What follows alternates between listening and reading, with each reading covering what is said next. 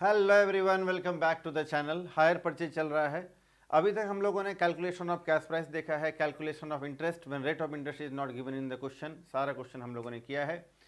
अभी तक हम लोगों ने देखा, जो भी प्रश्न हम लोगों ने सॉल्व किया है उसमें, कि हायर परचेजर ऑन टाइम सारे इंस्टॉलमेंट का पेमेंट कर देता था। आज हम लोग सीखने वाले हैं डिफॉल्ट इन पेमेंट, यानी जब हायर परचेजर हायर वेंडर को ड्यू डेट पर, यानी जब पेमेंट का जो डेट है उस डेट को अगर हायर परचेजर वेंडर को पेमेंट नहीं करता है, यानी पेमेंट में हो जाता है डिफ़ॉल्ट, तो इसको बोलते हैं हम लोग डिफ़ॉल्ट इन पेमेंट। इस सिचुएशन में हम लोग को दोनों के बुक में कैसे एंट्रीज करने हैं, अकाउंटिंग करना है, कैलकुलेशन इंटरेस्ट का या डेप्रिसिएशन कैसे करना है, मशीनरी अकाउंट या रिपोजेस्ड एसेट्स अकाउंट कैसे बनाएंगे, सारा कुछ आज हम लोग देखने वाले हैं। तो हेडिंग डालिए मेरे साथ साथ, डिफ़ॉल्ट इन पेमेंट।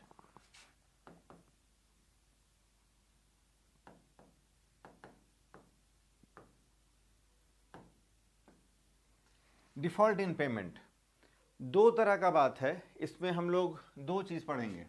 एक तो है full reposition of assets,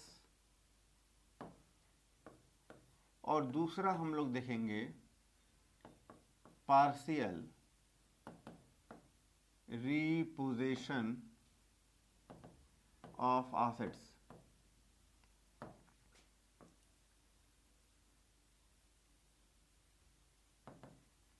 reposition का मतलब होता है एसेट्स टेकन बैक।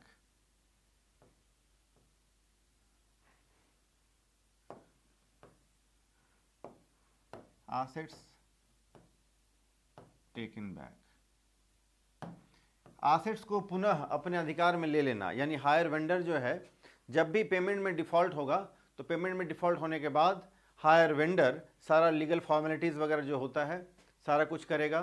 फिर भी अगर हायर परचेजर अगर पेमेंट ना करे उस ड्यू अमाउंट का, तो सारा लीगल फॉर्मेलिटीज़ करने के बाद फाइनली नोटिस भेजा जाएगा, और according to hire purchase act 1972 hire vendor उस एसेट्स को रिपोजेस्ड कर लेगा। रिपोजेस्ड का मतलब होता है उस एसेट्स को अपने अधिकार में ले लेगा और उस एसेट्स को मार्केट में बेच करके जो बचा हुआ अमाउंट था उसको वो कलेक्ट कर लेगा।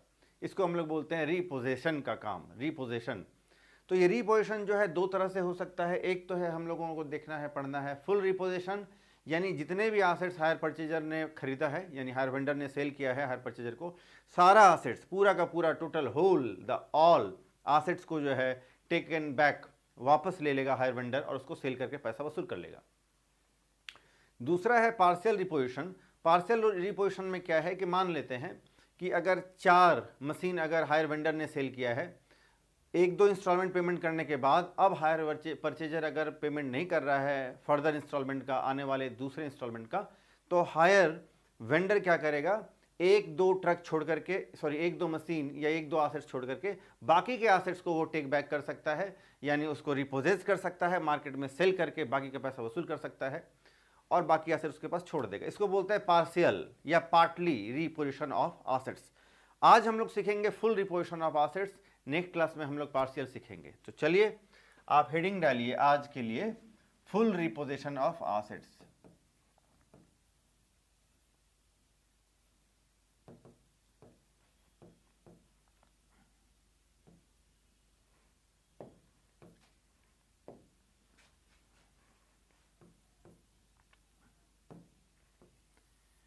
फुल रिपोजिशन ऑफ एसेट्स का मतलब होता है सारे एसेट्स को, पूरे एसेट्स को टेक बैक कर लेना और फिर इसको मार्केट में सेल कर देना। इसके लिए दोनों के खाते में हम लोग को, दोनों के बुक में जनरल एंट्रीज करना होगा।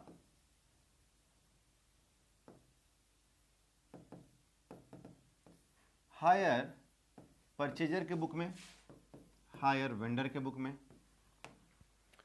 पहला एंट्री हम लोग देख रहे हैं फुल रिपोजिशन। तो पहला एंट्री जो है वो परचेजर के बुक में होगा, for outstanding interest at the time of default, for outstanding interest at the time of default। जब डिफॉल्ट होगा तो इंटरेस्ट ड्यू का क्या एंट्री करेंगे, पहले जैसा interest account debit to hire vendor account, interest account debit to hire vendor account.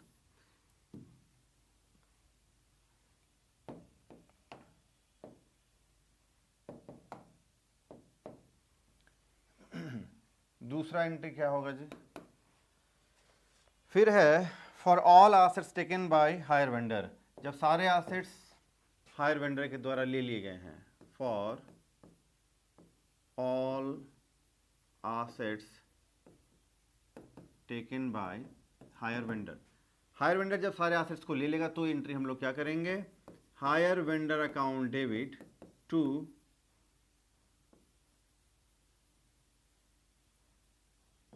Repossessed assets account. Repossessed यानी assets को पुनः अधिकार में उसने ले लिया है। इसके बाद ये रीपोजेस्ड नहीं, सॉरी, यहां पर हम लोग लिखेंगे एसेट्स अकाउंट सिर्फ, रीपोजेस्ड तो हायर वेंडर लिखेगा अपने बुक में, टू एसेट्स अकाउंट। यहाँ मशीन हो सकता है, ट्रक हो सकता है, जो भी एसेट्स होगा वो। अमाउंट यहाँ पर क्या डालना है सर, अमाउंट कितना होगा सर, अमाउंट इक्वल टू आपका होगा टोटल ड्यू इंस्टॉलमेंट या total instalment, total due amount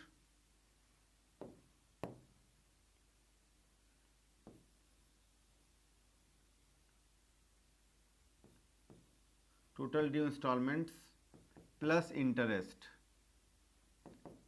ये है।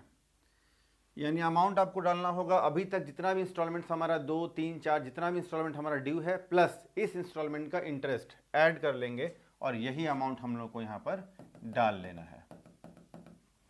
चलो जी, तीसरा एंट्री हम लोग का होगा the difference of depreciated value of assets, the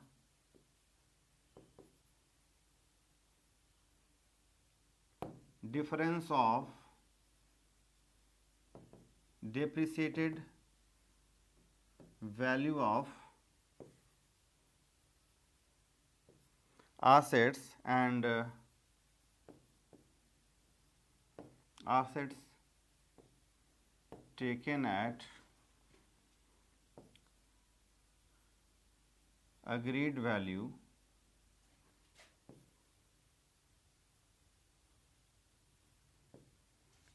transfer to PL account. यानी एसेट्स का हमारा आज के डेट में एक प्रेजेंट वैल्यू होगा, डिप्रिसिएशन वगैरह सारा कैलकुलेट करने के बाद।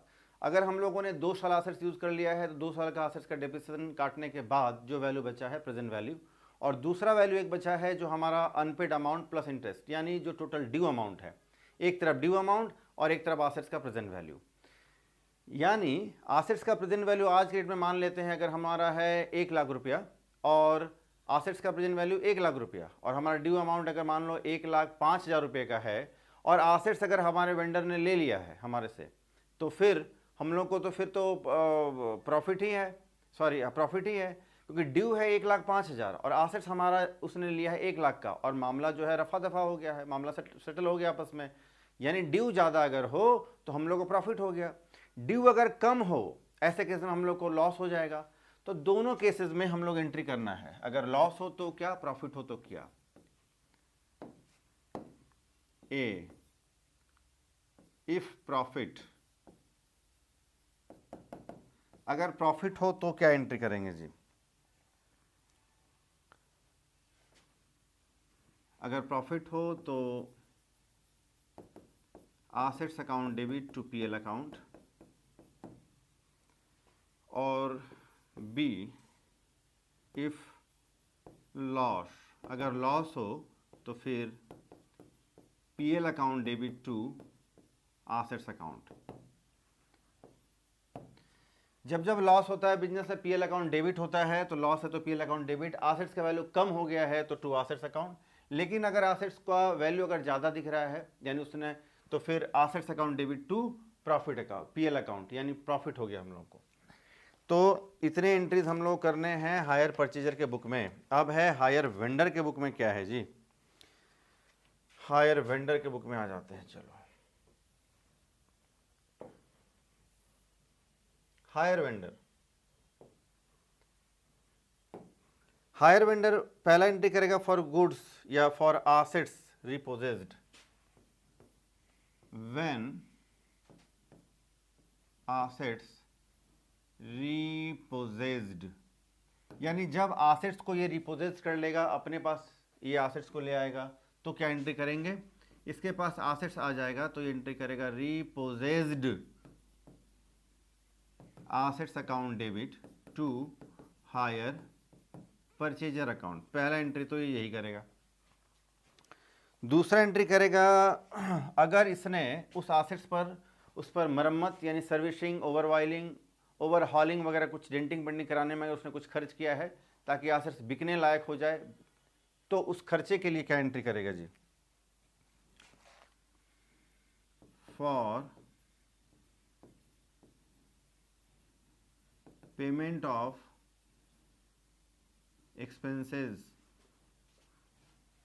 expenses of repair, for payment of expenses of repair on repossessed assets। जब repossessed assets पर वो कुछ रिपेयरिंग वगैरह के लिए अगर खर्च करेगा तो क्या एंट्री करेगा, ये खर्च करने से उस assets का वैल्यू बढ़ जाएगा, वो बढ़ाकर बेचना चाहेगा, इसके लिए हम लोग करेंगे repossessed assets अकाउंट डेबिट और टू बैंक अकाउंट या cash account, generally to bank account, खर्च किया है इसने। तीसरा एंट्री हम लोग करेंगे जब ये व्हेन एसेट्स सोल्ड, जब एसेट्स बेचा जाएगा तो क्या एंट्री करेंगे जी, बेचने पर सिंपल बात है पैसा आ जाएगा, तो बैंक अकाउंट डेबिट चला जाएगा assets to repossessed assets account. Assets का आप नाम लिखेंगे, मशीन है तो मशीन, ट्रक हो, जो भी हो। इसके बाद इस एसेट्स को बेचने के बाद अगर प्रॉफिट हो तो क्या एंट्री, अगर लॉस हो तो क्या एंट्री, तो फिर profit, if profit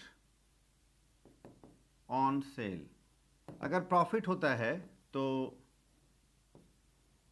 repossessed assets account debit to PL account। अगर लॉस होता है, if loss on sale, अगर लॉस होता है तो PL account debit to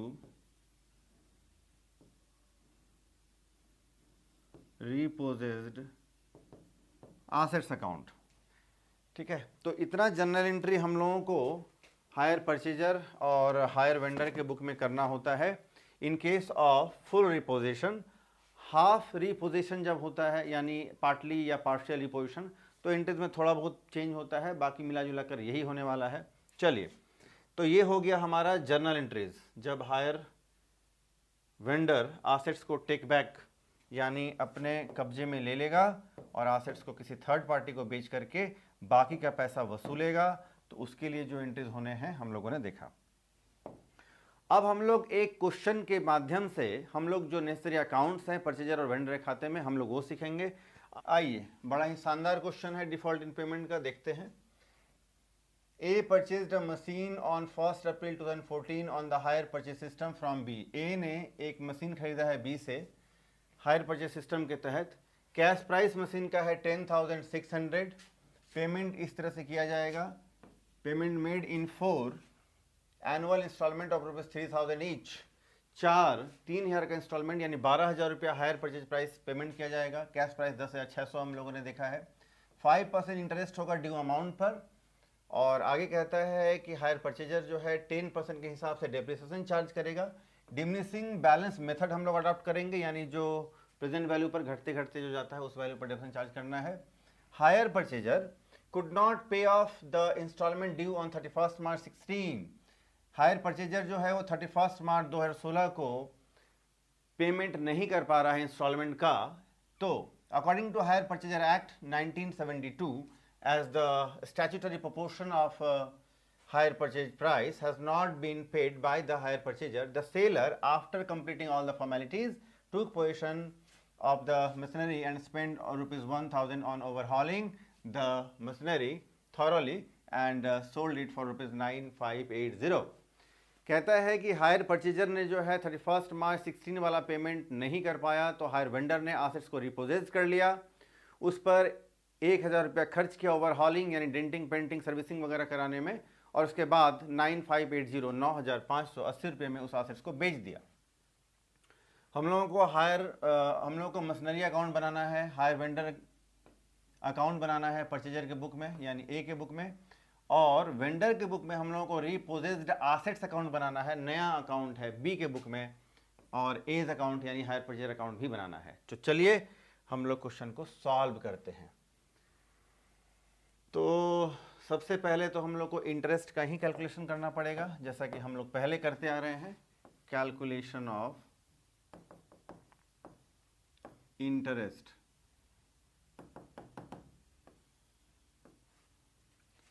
year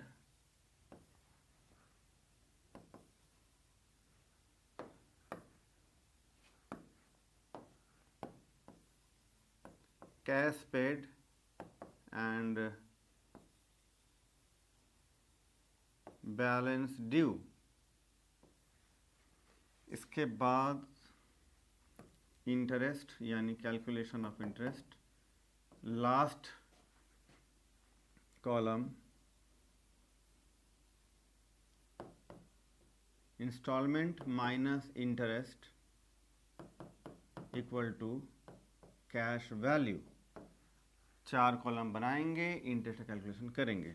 चलो जी, फर्स्ट ईयर यानी 1 अप्रैल 2015 को जब मशीन 14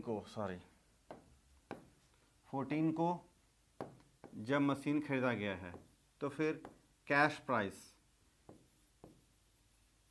प्राइस मशीन का है 10,600। 1 साल हो गया है, अब इस पर हम लोग इंटरेस्ट ड्यू करेंगे, तो 10,600 का 5% हम लोग इंटरेस्ट कैलकुलेट करेंगे, तो ये हो जाएगा 530 रुपया। इंस्टॉलमेंट 3000 का है, 4 इंस्टॉलमेंट, पहला इंस्टॉलमेंट 3000 का 530 घटा देंगे, तो ये हो जाएगा हमारा 2470 रुपया। अब हो जाएगा 31 मार्च 2015 को हम लोग आ गए हैं, लेस कैश पेड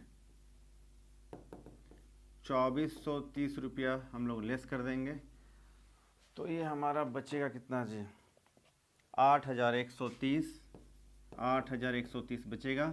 फिर 8130 पर पहला इंस्टॉलमेंट पे हो ही गया है, सेकंड इंस्टॉलमेंट पर हम लोग इंटरेस्ट कैलकुलेट करेंगे फिर से 5%, तो ये हो जाएगा हमारा 406 रुपया 50, 407 रुपया हम लोग राउंड फिगर में कर देंगे। तो 3000 में हमारा 407 रुपया अगर इंटरेस्ट है, तो कैश वैल्यू कितना होगा जी, ये हो जाएगा हमारा 2593।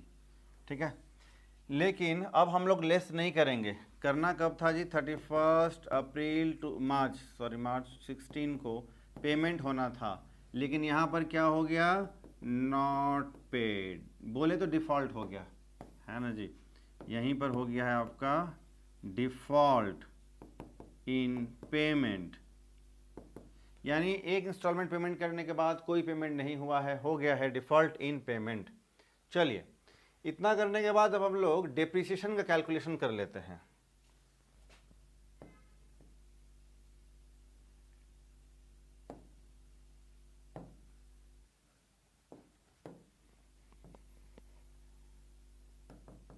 Calculation of depreciation,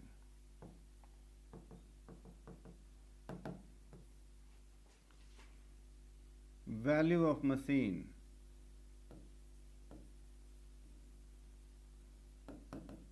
10,600। पहला साल कंप्लीट होगा 31 मार्च 2015 को, लेस डेप्रिसिएशन, तो 10,600 का 5%।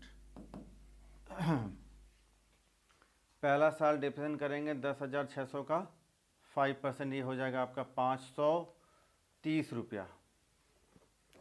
530 रुपये का डेप्रिसिएशन हो जाएगा। सॉरी, डेप्रिसिएशन तो 10% का है जी, डेप्रिसिएशन तो 10% का है, तो ये हो जाएगा 1060, लेस कर देंगे तो ये हो जाएगा आपका 9540। सेकेंड ईयर 2 साल मशीन यूज़ हुआ है, फिर 31 मार्च 2016 को, लेस डेप्रिसिएशन 9540 का 10%, तो 954 हो जाएगा। और मशीन का प्रेजेंट वैल्यू डेप्रिसिएशन घटाने के बाद ये कितना हुआ जी,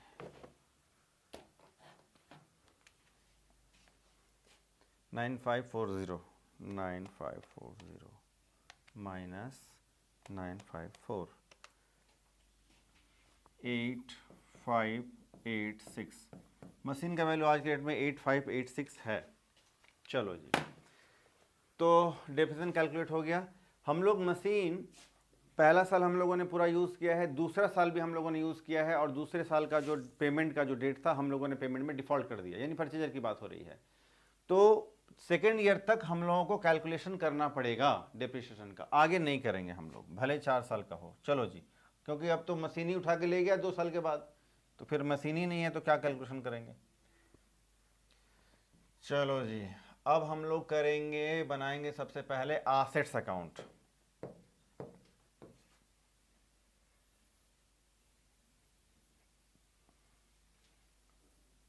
चलो जी, assets account.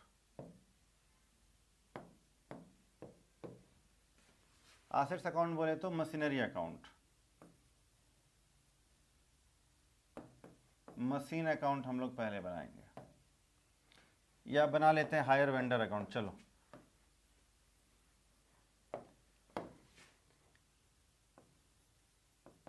In the books of hire purchaser, hire purchaser के बुक में 2 अकाउंट बनाएंगे हम लोग, मशीन अकाउंट और हायर वेंडर। पहले हायर वेंडर अकाउंट आप बनाना, हायर वेंडर अकाउंट। क्यों पहले हायर वेंडर अकाउंट बनाएंगे, अभी आपको आगे पता चलने वाला है।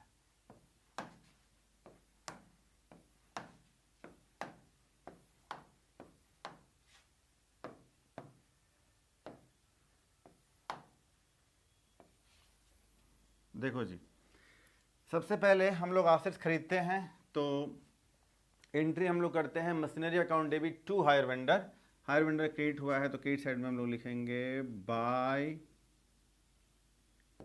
Machine account. मशीन 10,600 रुपये का हम लोगों ने खरीद लिया है।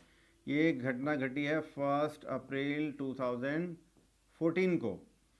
1 साल अभी हम लोगों ने कोई डाउन पेमेंट वगैरह नहीं किया है, 1 साल पूरा हो गया है, तो हम लोग इंटरेस्ट ड्यू करेंगे, यानी 31 मार्च 2015 को बाय इंटरेस्ट अकाउंट 530 का हम लोग इंटरेस्ट ड्यू कर देंगे।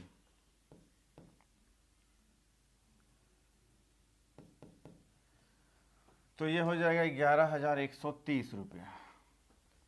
अब 31 मार्च 2015 को हम लोग पहला पेमेंट करेंगे इंस्टॉलमेंट का टू बैंक अकाउंट। 3,000 रुपये का इंस्टॉलमेंट है, 3,000 पेमेंट करेंगे, और बचा हुआ पैसा 8,130 रुपया, ये हमारा हो जाएगा to balance CD carry down. Same date को हम लोग ड्यू कर देंगे, इसको बैलेंस को हम लोग आगे बढ़ा लेंगे, फिर by balance BD brought down, जितना कैरी डाउन उतना brought down, CD BD 8130। Date हम लोग डालेंगे 1 अप्रैल 2015।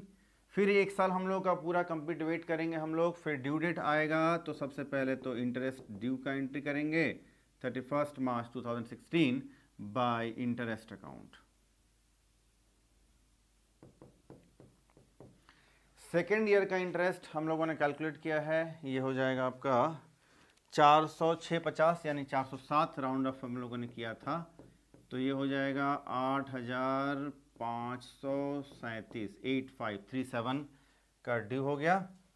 लेकिन इस दिन अब हम लोग को जो पेमेंट करना था यानी 31 मार्च 2016 को जो हम लोग यहाँ पर टू बैंक अकाउंट करते, अगर पेमेंट होता तो पेमेंट तो हुआ नहीं, हुआ क्या, एसेट्स चला गया, वेंडर ने ले लिया, तो हम लोग क्या एंट्री करेंगे, hire vendor account debit to assets account. तो hire vendor account debit to assets account, तो वेंडर डेबिट, तो डेबिट साइड में हम लोग एंट्री करेंगे टू मशीन, एसेट्स का नाम तो मशीन है, टू मशीन अकाउंट, और आज के रेट में ड्यू था 8537, और इसी से हम लोग इसको कंप्लीट कर देंगे 8537। ठीक है, इससे ज़्यादा कुछ होगा नहीं, हायर वेंडर अकाउंट इतना में ही हम लोग क्लोज कर देंगे। इनकम्प्लीट जैसा दिख रहा है लेकिन इतना ही हम लोग करना है, क्योंकि सेम डेट को यानी 31 मार्च 16 को वेंडर ने एसेट्स ले गया, एसेट्स वो लेके चला गया, अब तो कुछ एंट्री ही नहीं होना है। इसके बाद अब हम लोग को बनाना होगा machinery account, machine account,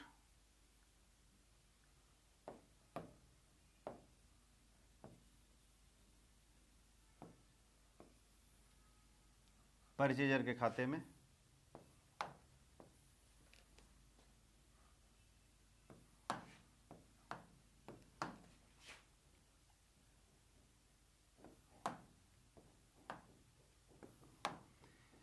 machinery account जिस दिन हम लोगों ने मशीन खरीदा है एंट्री किया है machine account debit to hire vendor, तो डेबिट साइड में to hire vendor account, date होगा 1 अप्रैल 2015। ऐसे भी मशीन जो है एसेट्स है, एसेट्स डेबिट में बढ़ता है, क्रेडिट में घटता है, मशीन का वैल्यू बढ़ेगा, डेबिट में एंट्री करना है, घटेगा क्रेडिट में एंट्री करना है। टू हायर वेंडर अकाउंट 10,600 रुपये का हम लोगों ने मशीन खरीदा है, 1 साल वेट किया, डेप्रिसिएशन हुआ, क्रेडिट में एंट्री करेंगे, date 31 March 2016 by depreciation account 1060 10% का डेप्रिसिएशन बाय बैलेंस CD 9580 शायद बचा था बैलेंस, 9540 9540।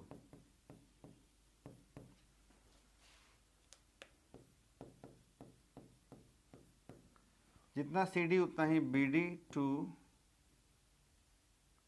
Balance BD 9540। ये हो जाएगा 1 अप्रैल 16। अब फिर से हम लोग 1 साल इस मशीन को हम लोगों ने यूज़ किया, अब हो गया है 2017 बाय डेप्रिसिएशन अकाउंट। ये WDV मेथड है तो इस वैल्यू का ये 954 हो जाएगा, इसका 10%, 954 10% हम लोगों ने डेप्रिसिएशन चार्ज कर दिया। ठीक है, अब हुआ क्या है जी, अब जो है अब हायर वेंडर जो है इस मशीन को उठा करके लेके जा रहा है, तो अब हम लोग डेप्रिसिएशन नहीं करेंगे, अब हम लोग मशीन को जो हायर वेंडर उठा करके लेके जा रहा है तो एंट्री क्या हो जाएगा जी कि hire vendor account debit to machinery account, ये एंट्री हो गया, मशीन चला गया, तो क्रेडिट साइड में हम लोग क्या एंट्री करेंगे जी, बाय सेम रेट को by hire vendor account. Hire vendor ने मशीन को उठाकर ले गया, तो जिस दिन मशीन को उठाकर लेके जा रहा है उस दिन तक हम लोगों का ड्यू अमाउंट क्या है वो अमाउंट हम लोग यहाँ डालेंगे। अमाउंट कौन सा होगा सर, ड्यू अमाउंट ये वाला अमाउंट होगा, ये वाला अमाउंट। हायर वेंडर अकाउंट हम लोगों ने पहले से बना लिया है, इस ड्यू अमाउंट को हम लोग पे नहीं कर पा रहे हैं, तो हायर वेंडर हमारा मशीन उठा करके ले जाएगा, 8537 वैल्यू से लेके जाएगा। अब आप देखिए, ध्यान से देखिए, आज के डेट में हमारा मशीन का वैल्यू कितना है जी, तो 8540 माइनस 954 है ना, इतना वैल्यू हमारे पास मशीन का आज होगा, ठीक है। और ये मशीन उठा करके लेके जाएगा। बैलेंस कितना आ रहा है जी, बैलेंस हमारा आ जाएगा इधर, बैलेंस इधर ही आ रहा है, तो जो बैलेंस आएगा उसको हम लोग लिखेंगे बाय पीएल अकाउंट, ये हो जाएगा बाय पीएल अकाउंट 49, और टोटल हम लोग कर देंगे 9540।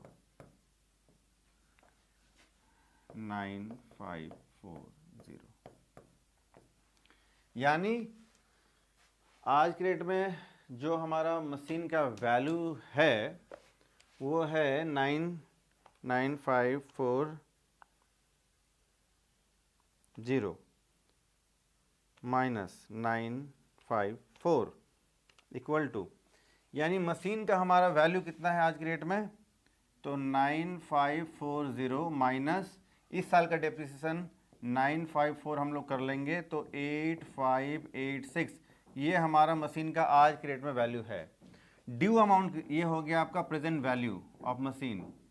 ड्यू अमाउंट कितना है जी, ड्यू अमाउंट है 8537। अब ध्यान से आप देखिए, यही बच्चे गलती करते हैं।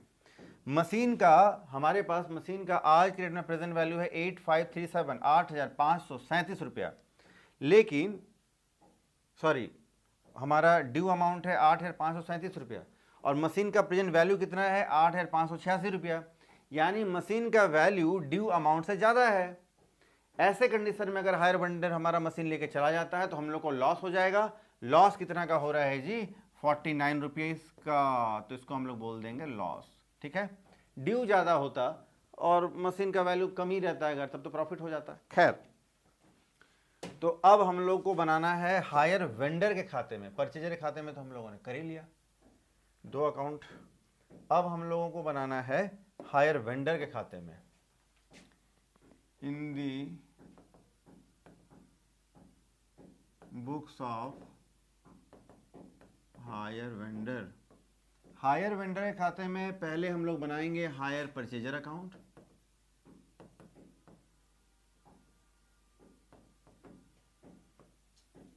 फिर बनाएंगे रीपोजेस्ड assets account,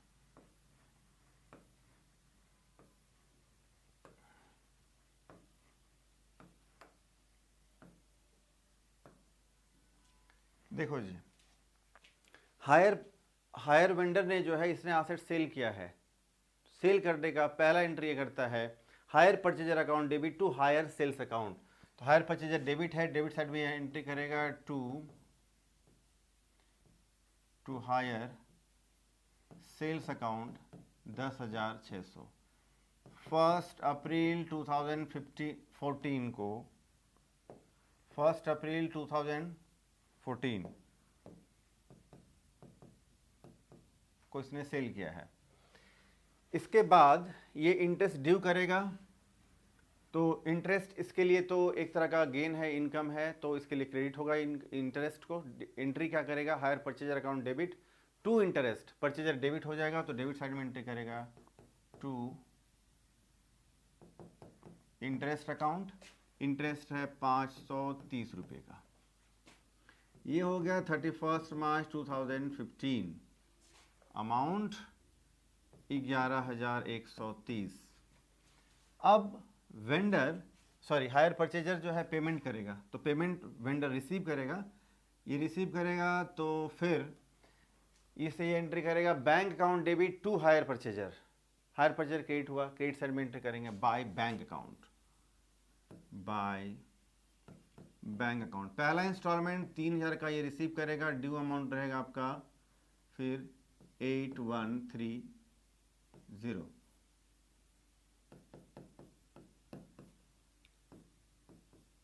by balance CD, ये 31 मार्च 2015 को होगा। फिर टू बैलेंस BD, ये 8,130 रुपये का ड्यू अमाउंट, ये हो जाएगा 1 अप्रैल 2015 को। फिर 31 मार्च 2016 को इंटरेस्ट ड्यू होगा, तो फिर 2 इंटरेस्ट अकाउंट 407, 8,130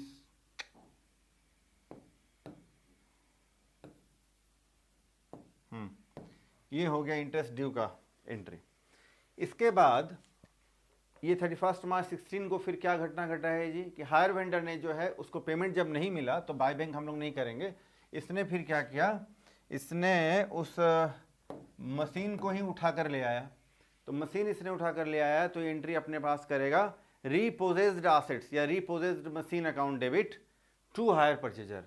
तो हायर परचेजर को क्रेडिट करेगा, क्रेडिट साइड में हम लोग एंट्री डालेंगे बाय रीपोजेस्ड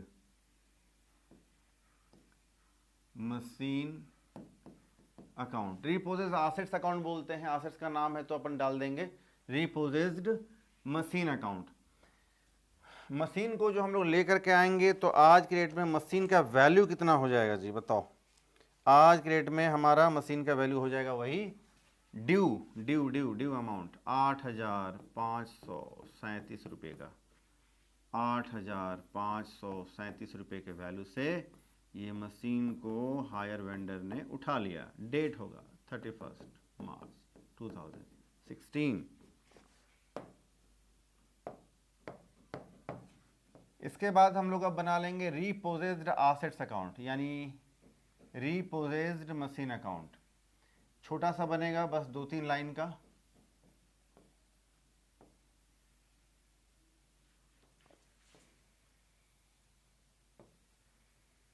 चलो जी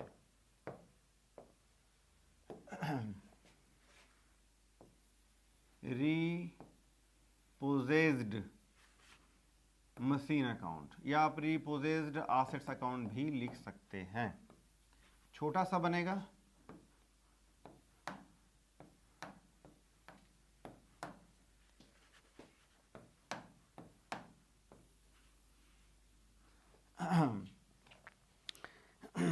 सबसे पहले तो इसने मशीन को उठा कर ले आया है तो ये एंट्री करेगा रीपोजेस्ड। एंट्री में हम लोगों ने देखा था ना जनरल एंट्री में repossessed assets account debit to purchaser. Purchaser का नाम यहाँ पर ए है और वेंडर का नाम बी है, तो आप ए बी लिखना है ना, मैंने जल्दी जल्दी में सब वेंडर परचेजर लिख दिया। खैर तो अभी भी फिर वेंडर ही लिख देता हूँ।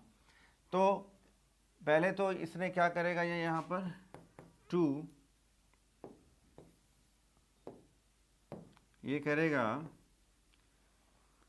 टू हायर परचेजर अकाउंट यानी ए अकाउंट 8537 इसने उठा कर ले आया है मशीन। ये है घटना 31 मार्च 2016 का। इसने उस मशीन को जब उठा कर लाया तो उस पर 1,000 रुपये इसने खर्च किया है डेंटिंग पेंटिंग ओवरहॉलिंग सर्विसिंग पर, रिपेयर वगैरह पर। तो खर्च जब किया तो आपने एंट्री में देखा है repossessed assets account debit to bank account. Repossessed account हम लोग बना रहे हैं, डेबिट साइड में लिखेंगे टू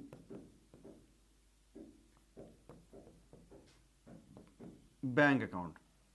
1,000 रुपये हम लोगों ने इस पर खर्च कर दिया।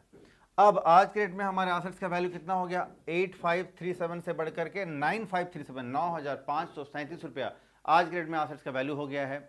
बेचा है कितने में जी, बेचा है 9,580 रुपये में। ठीक, जब बेचा है डेट डालेंगे हम लोग सेम 31 मार्च 2016 को इसने बेच दिया तो पैसा आ गया इसके पास। तो इसने एंट्री किया है bank account debit to repossessed machine.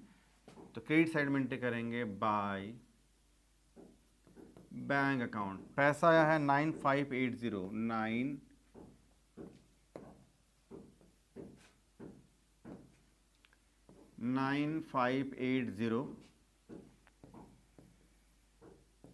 9580।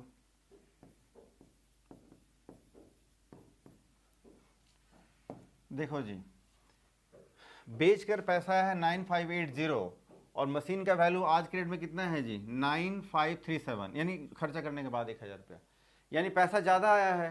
तो ज़्यादा पैसा आ गया तो प्रॉफिट हो गया। तो प्रॉफिट के लिए हम लोग करेंगे टू पीएल अकाउंट। ये अपने आप आपका आ जाएगा बैलेंस। अगर बैलेंस उधर आता तो लॉस हो जाता, प्रॉफिट ऑन सेल कितने रुपए का है जी, सेम डेट को प्रॉफिट हो जाएगा आपका 43 रुपए का यहाँ हमको प्रॉफिट दिख रहा है। तो ये हम लोगों ने रीपोजिशन यानी डिफ़ॉल्ट इन पेमेंट वाला एक फुल क्वेश्चन बताया, जिसमें कि आपका हम लोगों ने पहले जर्नल एंट्री भी देख लिया है और ये भी। चलो जी, तो अब आप इसका